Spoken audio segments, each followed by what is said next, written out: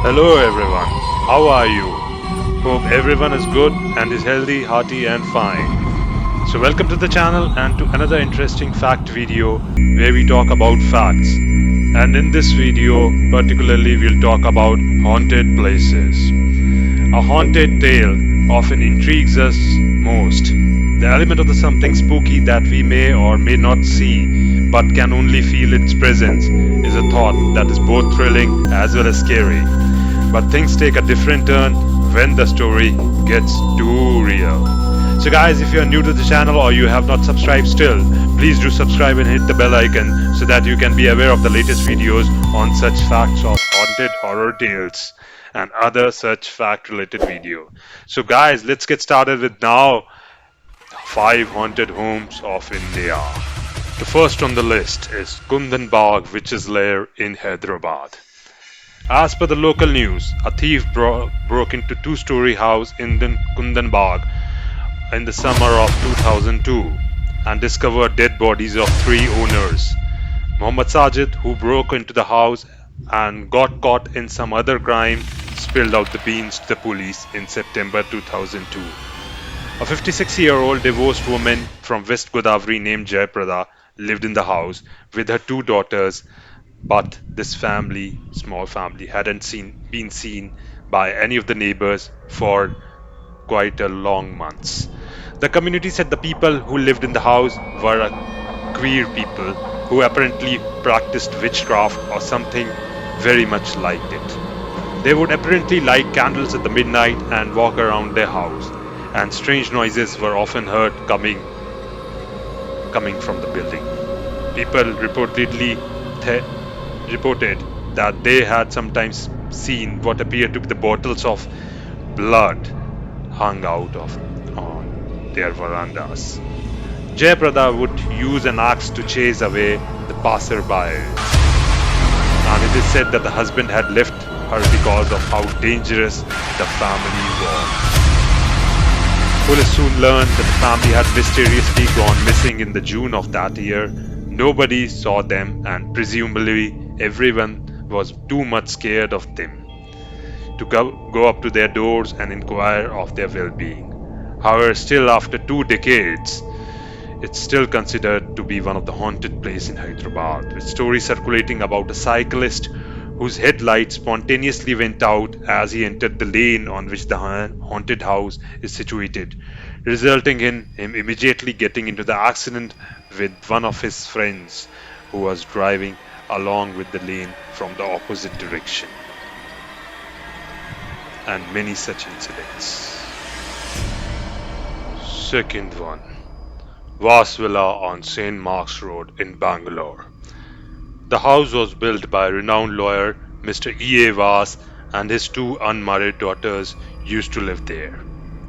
One day, 75-year-old one of his daughter named Dolce Vas was murdered by an unidentified person in 2002. The incident happened at midnight. Veera Vas, the second sister, was sleeping. She heard her sister screaming, and when she approached there, Veera Vas found that her sister Dolce Vas was seriously injured on the neck, stomach, and the hands.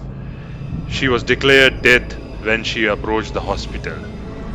People claim to saw and feel some unusual noise and supernatural paranormal things when they walk past there. Most interestingly, there are some artifacts which are still lying there, and the people don't dare to touch them or steal them. The people around the house have also reported hearing noises at the night, and they believe it is the spirit of Dolce Vase wandering around in the halfways or the hallways of the house. However, after nearly 2 decades, the house has been demolished, but still the eerie sound and the voices are being heard now as well. The third one, the mansion on the Residency Road in Pune, Maharashtra. This abandoned mansion is scary than you ever think, and near the residency, which is said to be possessed by the spirit of an evil old lady. The place has an eerie quietness in the night when the crazy laughter and the screams have been reported to be heard. This is definitely one of the most haunted places in Pune. The bungalow is now almost ruined in the dark, and in dark it seems to be more spooky at the night. In the daytime too, people don't enter the house and also in the vicinity of the nearby surroundings of the house. All time an eerie sensation prevails there.